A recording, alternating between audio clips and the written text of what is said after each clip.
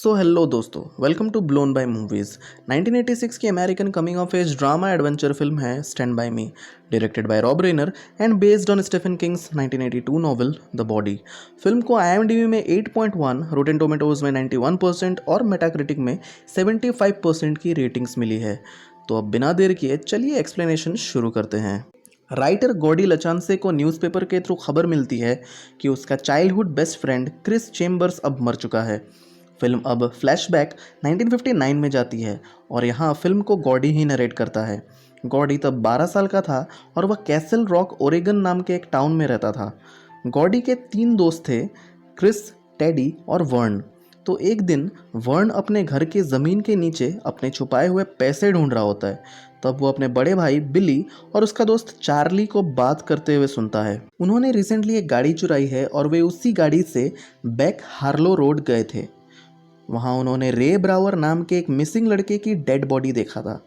बिली की चोरी पकड़ी जा सकती है, इसलिए वह इस बात को पुलिस को रिपोर्ट नहीं करना चाहता। यहाँ वर्न अपने दोस्तों से डेड बॉडी के बारे में कहता है और वे तय करते हैं कि बॉडी ढूंढने वे बैक हार्लो रोड जाएंगे और पुलिस को भी रिपोर्ट करेंगे ताकि वे टाउन के हीरो बन सके। यहाँ मैं बता दूं कि गॉडी का एक बड़ा भाई भी था, डैनी, और 4 महीने पहले वो एक एक्सीडेंट में मारा गया, जिसकी वजह से उसके पेरेंट्स बहुत दुखी रहते हैं और वे गॉडी को इतना अटेंशन नहीं देते।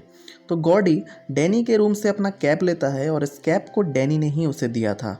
गॉडी अपने घर से निकल पड़ता है और रास्ते में उसे क्रिस मिलता है। क्रिस अपने फादर का पिस्तौल चुरा कर ले आता है और वह गॉडी को दिखाता है।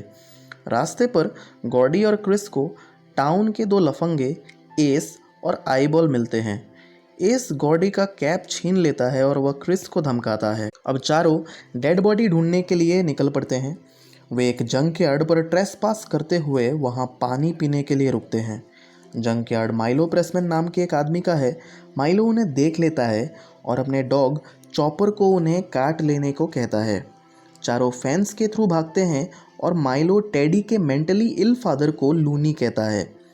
टेडी गुस्सा हो जाता है और वह माइलो को अटैक करने की कोशिश करता है, बट उसके दोस्त उसे रोकते हैं और वे टेडी को वहां से लेकर चले जाते हैं। अब रास्ते पर क्रिस गॉडी को एनकरेज करते हुए कहता है कि वह अपने राइटर बनने की सपने को पूरा करे, बट गॉडी के फादर को उसके राइटर बनने वाली बात बिल्कुल पसंद नहीं थी। गॉडी को सिर्फ डैनी ही सपोर्ट किया करता था। थोड़ी दूर और चलने के बाद वे रेलवे ब्रिज पहुंचते हैं। वे ब्रिज पार कर रहे होते हैं कि तब ट्रेन आ जाता है। वे भागते हैं और ट्रेन गॉडी और वर्न के बिल्कुल नज़दीक आ जाता है। तब गॉडी वर्न को ट्रैक से बाहर ठेलकर खुद भी ट्रैक से बाहर निकल जाता है। इस तरह दोनों बच जाते हैं। अब चलते चलते शाम हो जाती है और वे जंगल में ही रात गुजारने के लिए रुक जाते हैं। कुछ खाने के बाद गॉडी दोस्तों के इंसिस्ट करने पर एक कहानी सुनाता है। कहानी शुरू होती है डेविड होगन से, जो एक मोटा लड़का है और उसके मोटापे की वजह से सब उसे लैडास कहकर बुली करते हैं। तो एक दिन डेविड उन सब से बदला लेने का सोचता है जो उससे बुली करते हैं। डेविड एक पाई ईटिंग कॉन्टेस्ट में हिस्सा लेता है और वहाँ भी सब उसे लैडास कहकर बुली कर रहे होते हैं। यहाँ मैं बता दूं कि डेविड ने कॉन्टेस्ट शुरू होने से पहले ही एक बोतल कैस्टर ऑयल पिया है और एक अंडा भी खाया है। अब कॉन्टेस्ट में डेविड 5 पाई खा लेता है। उसके बाद एक कॉन्टेस्टेंट के मुंह पे वह वॉमिट कर देता है, जिसकी वजह से सारे कॉन्टेस्टेंट्स और ऑडियंस के बीच मास वॉमिटिंग शुरू हो जाता है। इस तरह डेविड अपना बदला लेता है। गॉडी इस मास वॉमिटिंग को बारफोरामा का नाम देता है। टेडी को एंडिंग कुछ खास पसंद नहीं आती, तो वह सोने चला जाता है। फिर टेडी और वर्न के सो जाने के बाद क्रिस गॉडी से कन्फेस करता है कि उसे अपनी फैमिली से नफरत है, क्योंकि उसकी फैमिली की रेप्यूटेशन कुछ ठीक नहीं है। वह कन्फेस करता है कि उसने स्कूल से दूध खरीदने का पैसा चुराया था, पर बाद में उसने स्कूल के ही एक टीचर को सारा पैसा लौटा दिया था। पर फिर भी क्रिस को स्कूल से सस्पेंड किया गया, क्योंकि उस टीचर ने वह सारा पैसा अपने सुपीरियर को देने के बजाय अपने आप पर ही खर्च कर डाले। क्रिस इस बात से बहुत दुखी होकर रोता है। अगले दिन वे अपनी मंजिल की ओर निकल पड़ते हैं। इधर चार्ली एस को और बिली आईबॉल को रे ब्रावर की डेड बॉडी का लोकेशन बता देते हैं। इस तरह एस के सारे गैंग मेंबर्स को इस बात का पता चल जाता है। और वे बॉडी ढूंढने बैक हार्लो रोड की ओर निकल पड़ते हैं। इधर गॉडी अपने दोस्तों के साथ दलदल पार करते हुए आगे बढ़ता है। दलदल से निकलने के बाद वे देखते हैं कि उनके शरीर पर लीचेस है। वे जल्दी से लीचेस निकालते हैं और तभी गॉडी देखता है कि उसके स्क्रोटम में भी लीच है। वह स्क्रोटम से लीच निकालता है और बेहोश हो जाता है। गॉडी होश में आता है और वे आगे बढ़ते हैं। थोड़ी दूर और चलने के बाद वे बैक हार्लो रोड पहुंच जाते हैं और रे ब्रावर की डेड बॉडी को भी वह ढूंढ लेते हैं। चारों दोस्त उस डेड बॉडी को देखते ही रहते हैं।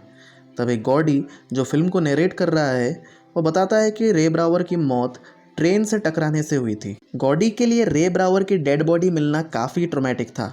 वह क्रिस से पूछता है कि आखिर उसके भाई डैनी को क्यों मरना पड़ा। गॉडी रोने लगता है और कहता है कि मेरे फादर मुझसे नफरत करते हैं। क्रिस गॉडी को संभालते हुए कहता है कि यह सब सच नहीं है, तुम्हारे फादर सिर्फ तुम्हें नहीं पहचान पाए हैं। तब वहाँ एस अपनी गैंग के साथ पहुँच जाता है। वे कहते हैं कि बॉडी ढूंढने का क्रेडिट अब वे लेंगे। वे उन चारों को धमकी देते हैं कि किसी ने अगर इंटरफेयर किया तो वे उन्हें पीटेंगे। क्रिस एस से तर्क करके उसे इंसल्ट करता है और वह उसे पीछे हटने को कहता है। एस चाकू निकालकर क्रिस को डराता है।